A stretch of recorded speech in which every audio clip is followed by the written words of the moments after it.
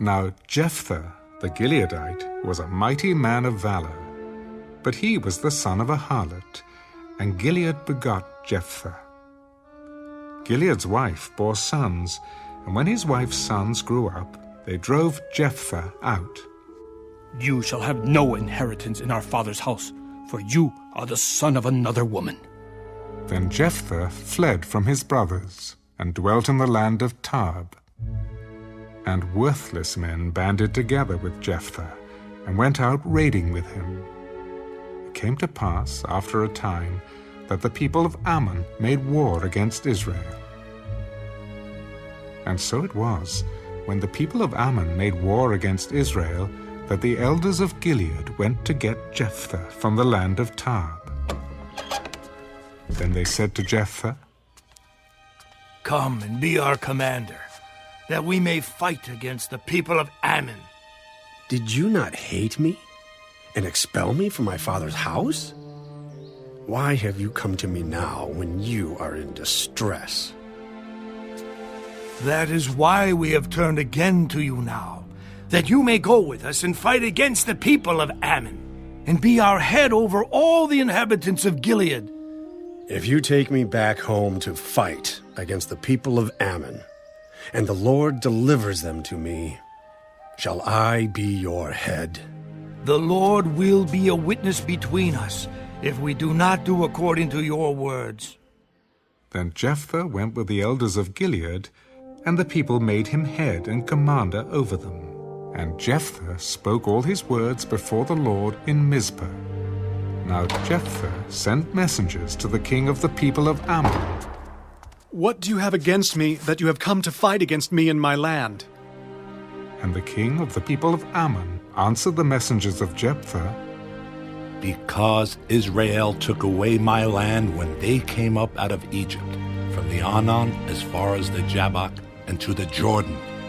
Now therefore restore those lands peaceably. So Jephthah again sent messengers to the king of the people of Ammon. Thus says Jephthah, Israel did not take away the land of Moab, nor the land of the people of Ammon. For when Israel came up from Egypt, they walked through the wilderness as far as the Red Sea and came to Kadesh. Then Israel sent messengers to the king of Edom, saying, Please let me pass through your land. But the king of Edom would not heed. And in like manner they sent to the king of Moab, but he would not consent. So Israel remained in Kadesh, and they went along through the wilderness and bypassed the land of Edom and the land of Moab, came to the east side of the land of Moab, and encamped on the other side of Arnon. But they did not enter the border of Moab, for the Arnon was the border of Moab. Then Israel sent messengers to Sihon, king of the Amorites, king of Heshbon. And Israel said to him, Please let us pass through your land into our place. But Sihon did not trust Israel to pass through his territory.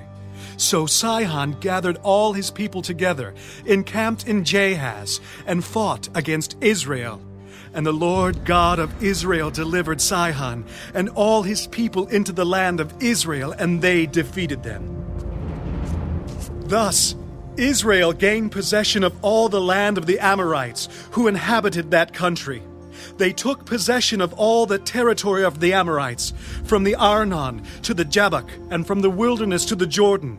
And now the Lord God of Israel has dispossessed the Amorites from before his people Israel. Should you then possess it? Will you not possess whatever Chemosh, your God, gives you to possess? So whatever the Lord our God takes possession of before us, we will possess.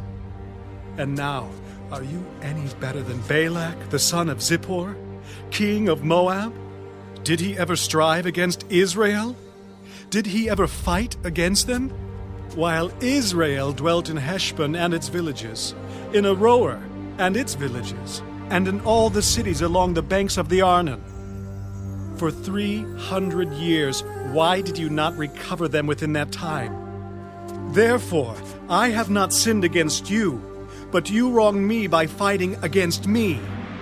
May the Lord, the judge, render judgment this day between the children of Israel and the people of Ammon."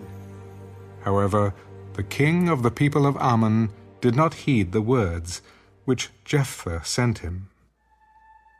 Then the Spirit of the Lord came upon Jephthah, and he passed through Gilead and Manasseh, and passed through Mizpah of Gilead, and from Mizpah of Gilead he advanced toward the people of Ammon. And Jephthah made a vow to the Lord. "If you will indeed deliver the people of Ammon into my hands, then it will be that whatever comes out of the doors of my house to meet me when I return in peace from the people of Ammon shall surely be the Lord's, and I will offer it up as a burnt offering." So Jephthah advanced toward the people of Ammon to fight against them, and the Lord delivered them into his hands.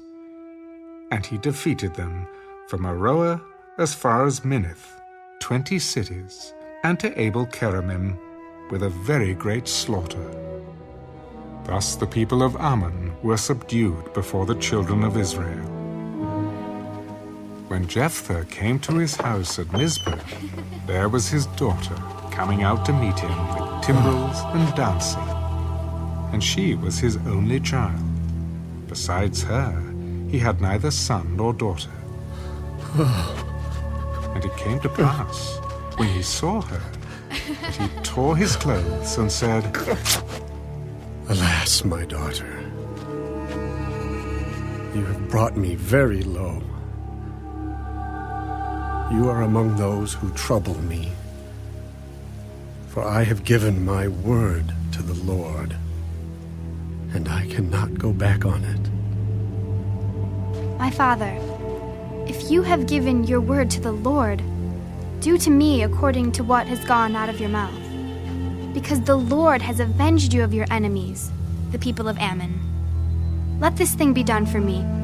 Let me alone for 2 months, that I may go and wander on the mountains and bewail my virginity, my friends and I."